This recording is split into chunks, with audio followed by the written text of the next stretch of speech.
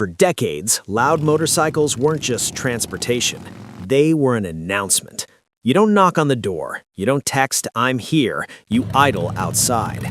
That deep rumble shaking the windows, that's the message. It says, "I've arrived." But lately, something feels different. More fines, more complaints, more viral videos of bikes getting pulled over, and now, noise cameras. So let's ask the real question. Is this the end of loud pipes?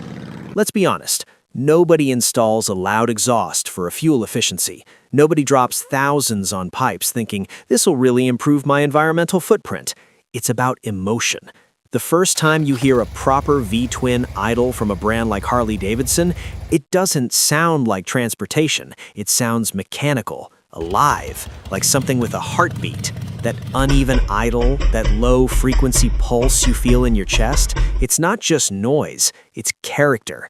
Loud pipes became part of motorcycle culture because motorcycles have always represented something slightly rebellious, slightly outside the system, slightly too loud, slightly too raw, slightly too much. And then came the phrase everyone knows: loud pipes save lives. It wasn't just a slogan, it became a belief, a defense, almost a shield against criticism. But here's where reality starts creeping in. All right, quick facts, no boring lecture. In the United States, motorcycle noise is regulated at the federal level by the Environmental Protection Agency. When a motorcycle leaves the factory, it has to meet specific noise limits. Manufacturers test them, certify them, stamp them. Tampering with emissions or factory-installed noise control devices, technically illegal for street use. Most riders don't think about that because enforcement used to be inconsistent. In Europe, it's even stricter. The European Union enforces Euro 5 regulations, which include noise testing, emission standards, and anti-tampering rules. Remove certain components, your bike can be considered unroadworthy. So legally speaking, stock is compliant. Modified louder than certified is legally risky. That's the short version. Now here's where it gets interesting. In the past, loud pipes depended on one thing: a cop having a bad day. If nobody stopped you, you were fine. If the officer didn't carry a decibel meter, even better. Enforcement was human, and humans are inconsistent. But now, technology is stepping in.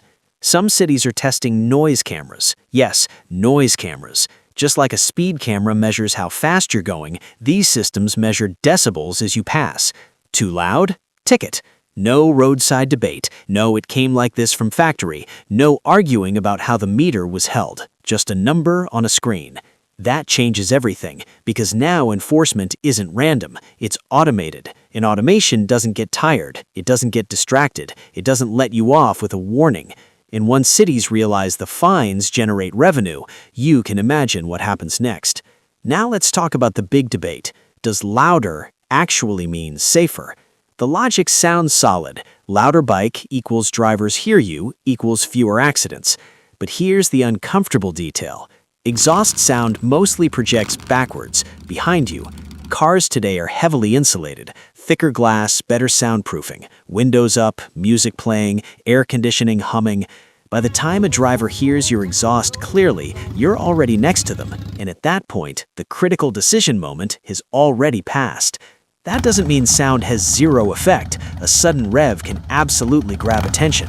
But the safety argument isn't as bulletproof as culture makes it sound, and regulators know that, which makes it easier for them to push restrictions. Here's something riders don't always think about. Motorcycle culture was built in wide-open spaces, desert highways, rural towns, endless back roads. A loud bike echoing across an open valley? That feels cinematic. But now most people live in dense cities, apartments stacked on top of each other, condos with thin walls, narrow streets that amplify sound like a tunnel. A loud cold start at 6 a.m. doesn't sound like freedom to someone trying to sleep before a 12-hour shift. Multiply that by hundreds of residents, add social media complaints, add neighborhood associations, and when enough voters complain, politicians listen. That's why fines are increasing in urban areas. That's why roadside inspections are more common. That's why modified bikes get extra attention. It's not random, it's pressure. And then, electric happened. Here's the part nobody saw coming 20 years ago: electric motorcycles. Brands like Zero Motorcycles built entire bikes around silence and instant torque. Then even Harley-Davidson launched the Livewire under its electric division, Livewire. No idle rumble, no exhaust pulses, no shaking mirrors at stoplights, just instant acceleration and a futuristic electric whine. For some riders, that's soulless. For others, that's the future. You twist the throttle and you're gone. No clutch drama, no waiting for revs to build. And here's the cultural shift that matters. Younger riders didn't all grow up idolizing exhaust noise. They grew up with technology, smartphones, instant torque, quiet performance. To many of them, speed, range, and tech features matter more than volume. That's a generational shift. So are loud pipes dying? Not exactly. Aftermarket companies are still thriving. You can still buy compliant performance exhaust systems. Cruisers still rumble. Bike nights are still loud. But here's the real shift. The freedom to be extremely loud without consequences is shrinking. In rural areas, probably fine. On open highways, usually fine. In dense cities with automated enforcement and noise cameras, different story. Loud pipes aren't disappearing. They're being managed, measured, regulated, and maybe becoming rarer. The real question might not be about decibels at all. Maybe it's about identity.